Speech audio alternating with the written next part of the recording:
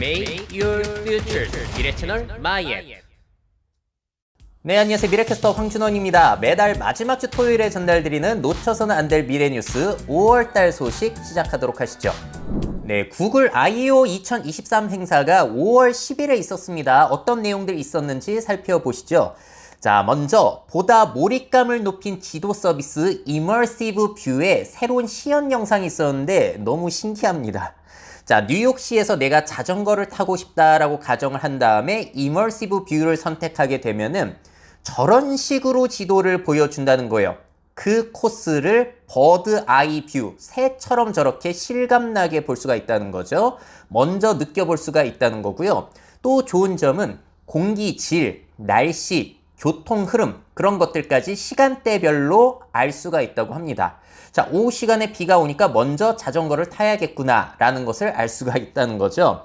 자, 이건 올해 여름에 출시를 시작해서 올해 말 15개 도시로 확대가 된다고 합니다. 처음은 런던, 뉴욕, 도쿄 등 주요 도시부터 시작을 한다고 해요. 지도가 앞으로 이렇게 바뀔까요?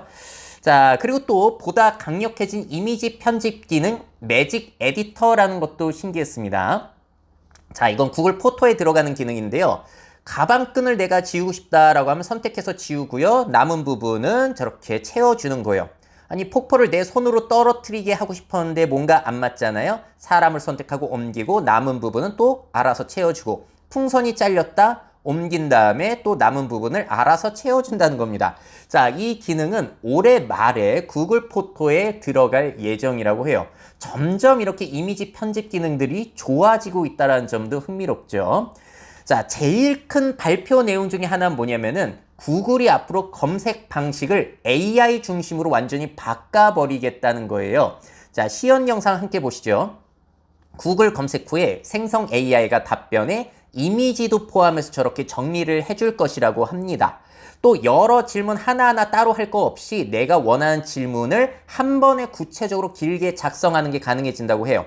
이틀 안에 배송되는 마이애미 야외 웨딩을 위한 트렌드 컬러 드레스, 그럼 마이애미 날씨, 유행 컬러 다 분석해가지고 얘가 알아서 결과를 맞춤 제공해준다는 겁니다. 자, 이 중에서 원하는 거 사면 되는데 더 궁금한 질문이 생기면 후속 질문 메뉴를 클릭해서 자, 신발은 뭐 신으면 좋을까? 라고 하면 알아서 저렇게 정보를 준다는 것이죠. 자, 다음은 인기 있는 두 식당을 비교해달라고 한 다음에 저렇게 평점과 이미지를 비교해 볼 수 있겠고요. 또 다른 식당은 어떻냐 물어보면 세 가지 식당을 비교해주고 있는 모습이에요. 자, 결과물에 이미지든 영상이든 모든 사용자가 원하는 것을 맞춤형으로 AI가 제공을 해줄 것이라는 것이 특징이라고 볼 수 있겠습니다. 또 흥미로운 점은 저 결과물들에서 더보기 메뉴를 누르게 되면은 그 답변이 어떻게 조합이 된 것인지도 파악을 할 수가 있다고 합니다. 자, 이 기능은 미국 신청자들부터 시작해가지고 조금씩 확대 적용될 예정이라고 해요. 앞으로 검색 시장이 어떻게 바뀔지 상상해 보시는 것도 재밌을 것 같습니다. 자, 그리고 요즘에 생성 AI가 너무 이미지를 잘 만들어주다 보니까 가짜 뉴스, 딥페이크 뉴스들도 많이 나오고 있잖아요. 그래서 구글에서는 그런 가짜 이미지 판별을 위한 기능을 준비하고 있습니다. 자, 저 사진이 뭐냐면은 달 착륙은 가짜라는 것을 강조하기 위해서 만들어낸 가짜 이미지인데요. 자, 저 이미지를 이제 검색을 했을 때 결과가 나오잖아요. 더보기 메뉴를 눌러가지고 About this image라고 하면은 이 이미지가 언제 처음에 발견이 되기 시작했고 관련 뉴스는 무엇이 있는지 정보를 알 수 있다는 거예요.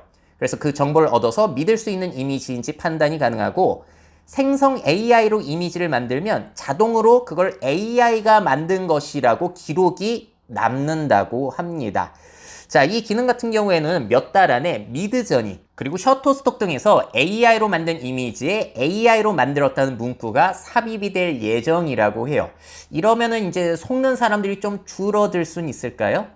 자, 마지막으로는 구글이 계속해서 외국어 장벽을 부수고 있는데 새로운 통번역 기술을 공개를 했어요.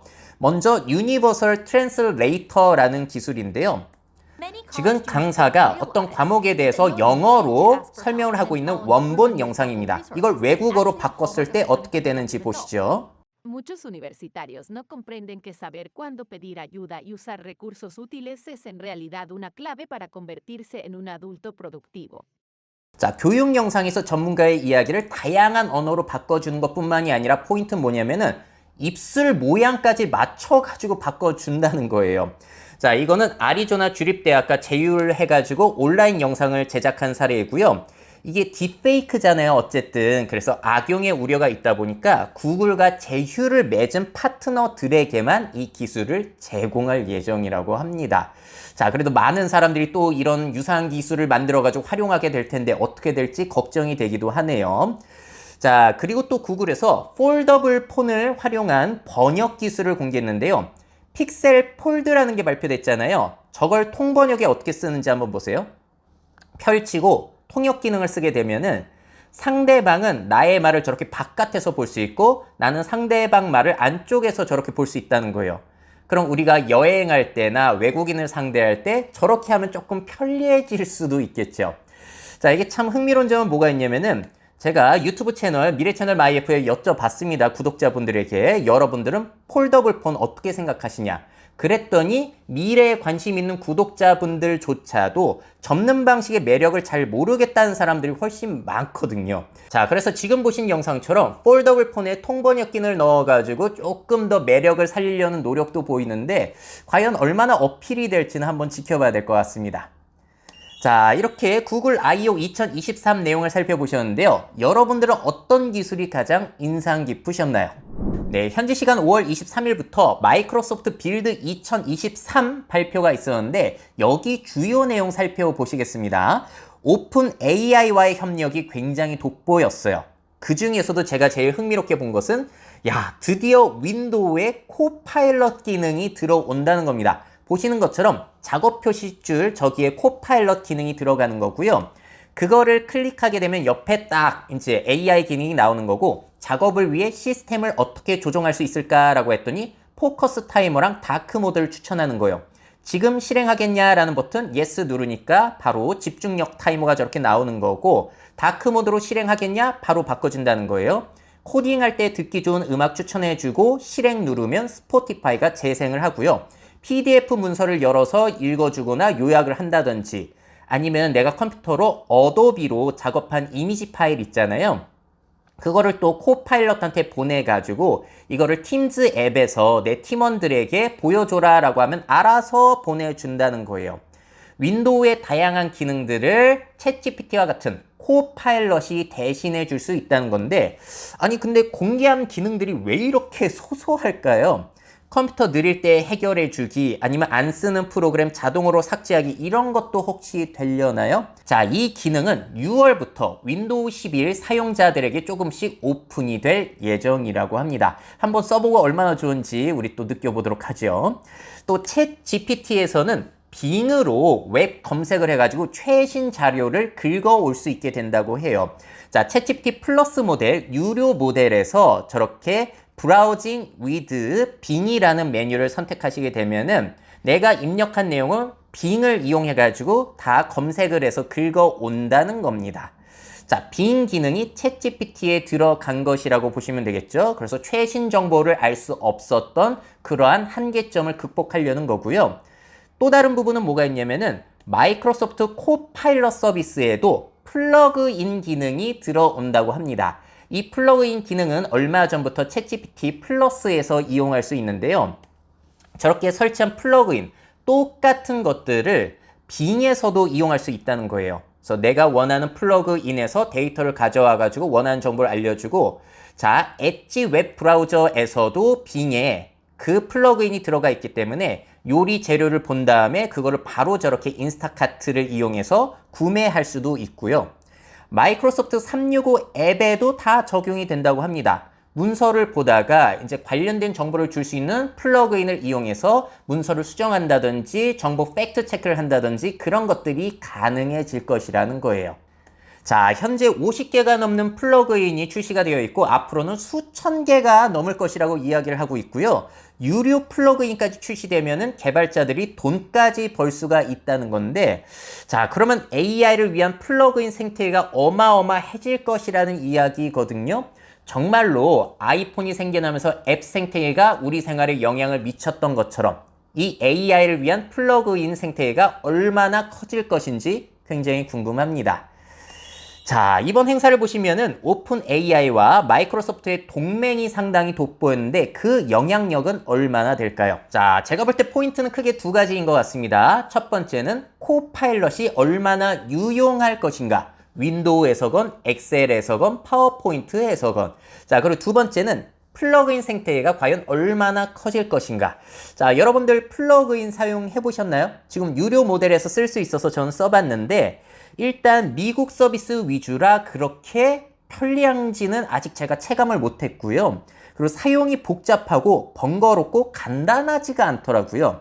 플러그인 깔고 선택하고 원하는 내용을 입력했는데 플러그인마다 사용 방법이 다 달라가지고 뭘 어떻게 하라고 또 지시 내용이 다 달라요. 자, 그래서 아직은 불편한데 앞으로 얼마나 발전할지는 한번 지켜보셔야 될 것 같습니다. 네, 요즘에 생성 AI를 활용한 디자인 시도들이 있는데 이거 굉장히 신기하더라고요. 자, 먼저 일본에서는 생성 AI를 활용한 디자인 콘테스트 대회가 열렸습니다. 자, 옴니스사에서 개최를 한 AI 패션 챌린지라는 행사이고요. 4월 1일부터 한 달간 공모를 했는데 400여 개의 출품작이 있었고 거기서 우승자를 결정한 거예요. 수상자들에게는 총 4,000달러의 상금이 제공이 됐다고 합니다. 자, 대회의 목적은 생성 AI를 통한 패션 디자인의 새로운 가능성을 추구하고 새로운 패션 세계 개척을 목표로 한다는 거예요. 자, 그럼 뭐가 수상을 했는지 5위부터 1위까지만 보여드릴게요. 자, 먼저 5위는 미래지향적인 신발 디자인입니다. 자, 근데 프롬프트들도 공개가 되어 있는데 와, 이렇게까지 길게 적을 수가 있나요? 자, 한글로 제가 번역기를 돌려봤더니 클로즈업, 디테일샷, 벨벳 같은 플랫폼 부티, 렌즈가 확대되어 어쩌고 저쩌고 거의 소설 묘사처럼 작성을 해가지고 이렇게 나온 거고 제가 또 테스트로 이 프롬프트를 그대로 복사해가지고 미드저니에 넣었더니 이렇게 나오지는 않더라고요. 그래서 이렇게 길게 적는다고 하더라도 결과물이 늘 좋게 나오는 것은 아니다라는 것을 확인할 수 있었습니다. 4위입니다. 이분은 페트병 재활용을 모티브로 프롬프트를 입력을 한 건데 이 힐 부분이 딱 그렇게 되어 있죠. 재미난 시도 같고요. 3위는 이거는 완전히 미래지향적이요. 파리 패션 위크 모델, 미래지향적 디자인, 미래지향적 오버사이즈 모자 이런 것들을 프롬프트로 입력해서 이게 나왔다고 합니다. 자, 2위는 이 디자인인데 어떠세요? 근데 여긴 특징이 참조 이미지가 있습니다. 그 이미지를 참조해가지고 내가 원하는 내용을 추가해서 이 결과물을 내놓은 것이고요. 얼마나 이 이미지가 잘 반영이 됐는지 그 이미지 링크를 클릭해 보니까 이렇더라고요. 제대로 반영이 잘 됐죠? 뭐 그렇다고 늘 이렇게 잘 반영이 되는 건 아니고 거의 뭐 복불복이기는 합니다. 자, 대망의 1위를 살펴보실 텐데 1위가 이겁니다. 어떠세요? 1등 할 만한가요? 제가 볼 때 좀 애매하긴 한데 프롬프트가 지금 두 개잖아요. 한 번 명령에서 나온 거를 변형할 때 또 다른 명령어를 넣으신 것 같아요. 자, 그리고 1위부터 5위까지 다 공통점이 끝에 V5라고 적혀 있는데 이건 뭘 의미하냐? 미드저니 버전 5를 이용했다는 거예요. 야, 그게 인물 사진 만드는데 기능이 진짜 탁월하더라고요. 그래서 저도 늘 놀라고 있습니다. 자, 디자인 얘기 나온 김에 제가 즐겨보고 있는 인스타그램 계정을 소개해 드리려고 해요. 여기서 이제 AI로 만든 디자인들이 올라오는데 아주 재밌습니다. 여러분들도 한번 팔로우 해보세요. 펫타이어로 만든 건축물, 이동식 식물원, 이건 좋아요가 13,000개예요. 그리고 구찌의 입구를 마치 프릴 모양으로 만든 건데 이건 좋아요가 42,000개입니다.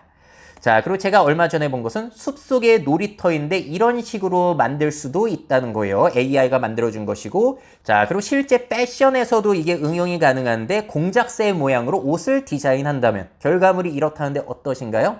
자, 그리고 안경 같은 디자인도 가능하더라고요. 어우, 너무나 미래지향적입니다. 그래서 디자이너 분들이 영감을 얻으실 수 있으실 거고 앞으로는 이렇게 디자인 것들, 객체들을 또 긁어와가지고 추가 작업을 할 수 있는 것도 어도비, 엔비디아에서 개발을 하고 있기 때문에 정말 디자이너 분들 같은 경우에는 다양하게 활용할 수 있을 것 같아요. 자, 그리고 또 보여드릴 것은 한 테크 미디어에 올라온 미드저니를 이용한 책 커버 디자인, 프롬프트들 기사 소개해 드릴게요. 자, 여기 보시게 되면 정말 다양한 북 커버 디자인 그리고 프롬프트가 소개가 되어 있는데요. 디자인 종류들도 굉장히 다양하고 쓸만한 것도 많이 보이시죠?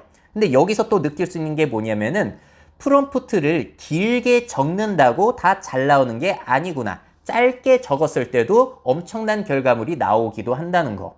그래서 얼마 전까지 핫했던 프롬프트 엔지니어링이라는 것이 사실 허상일 수도 있겠다라는 생각을 요즘 많이 합니다. 그냥 복불복일 수도 있겠다. 자, 생성 AI의 디자인 어떻게 보셨나요? 정말로 산업계에 영향을 미칠 수 있을 것도 같은데 이게 또 어느 분들에게는 기회가 될 수 있을지도 모르겠습니다. 자, 생성 AI 열풍이 불면서 이 메타버스 트렌드는 굉장히 많이 식었죠. 얼마나 침체됐는지 한번 정리해 보도록 할게요.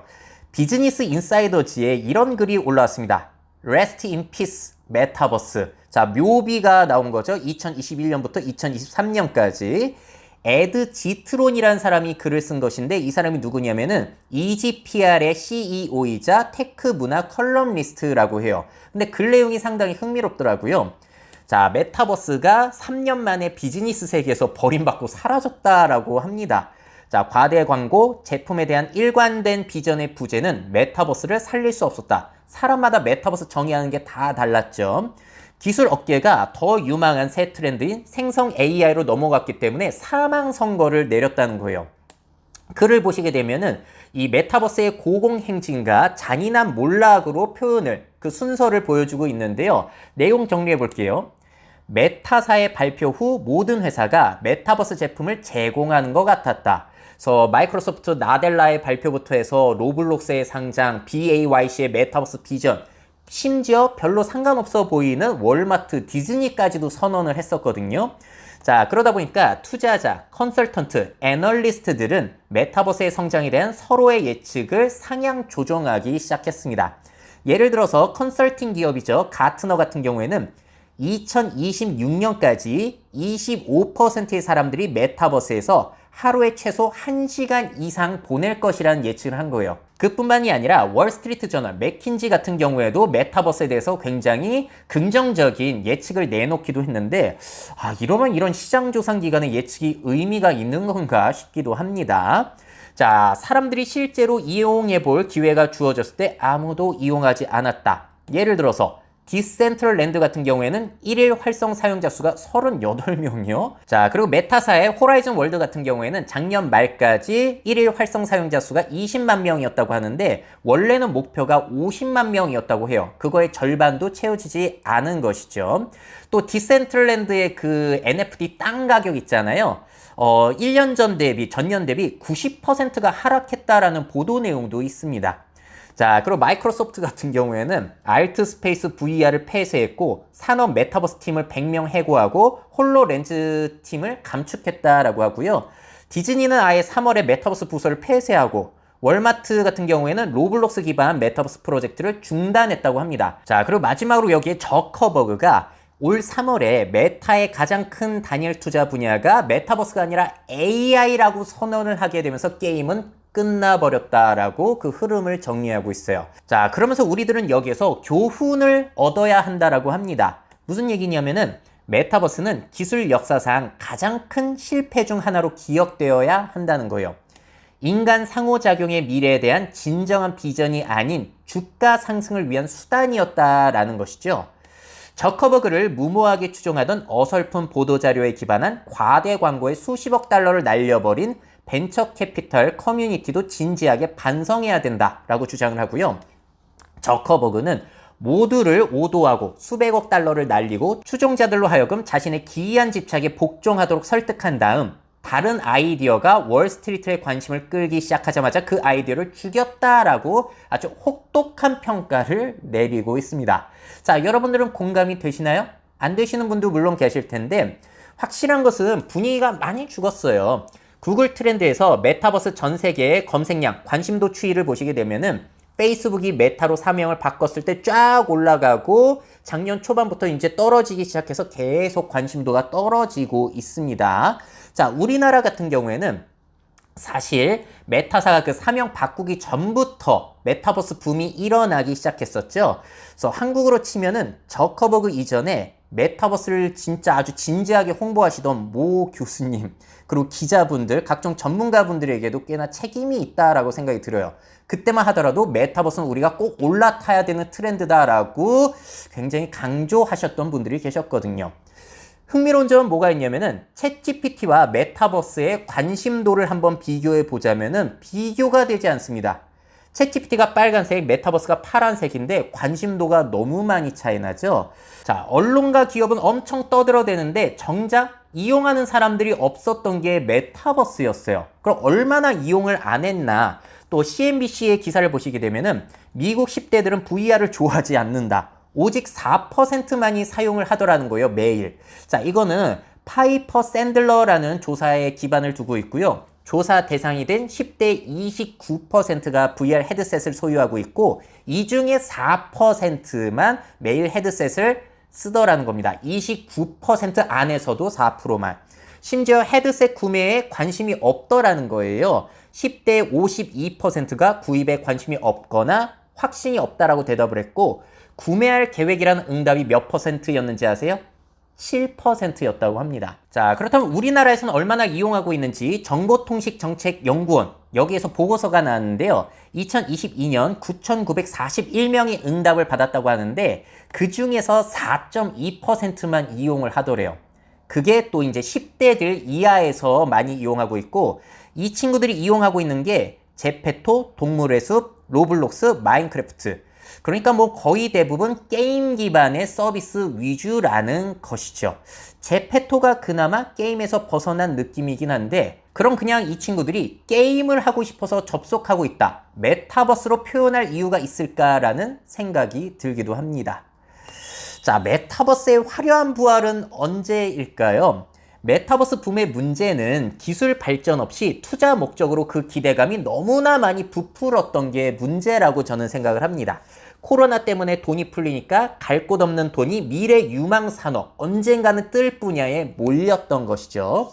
자, 근데 말씀드린 대로 이 분야는 언제나 유망 산업일 거예요. 메타버스라는 말이 사라지더라도 언젠가 또 다른 말로 붐이 일어나서 투자가 활발하게 일어나게 되겠죠.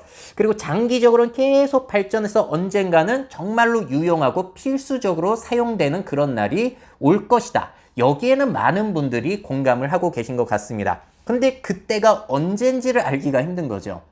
자, 과연 애플이 헤드셋을 출시하면 상황이 달라질까요? 근데 여기에서 문제는 애플의 CEO 팀 쿡 자체가 메타버스에 대해서 회의적이고 메타버스 용어 자체를 애플이 사용하지 않는다라는 점도 참고해 주시면 좋을 것 같습니다.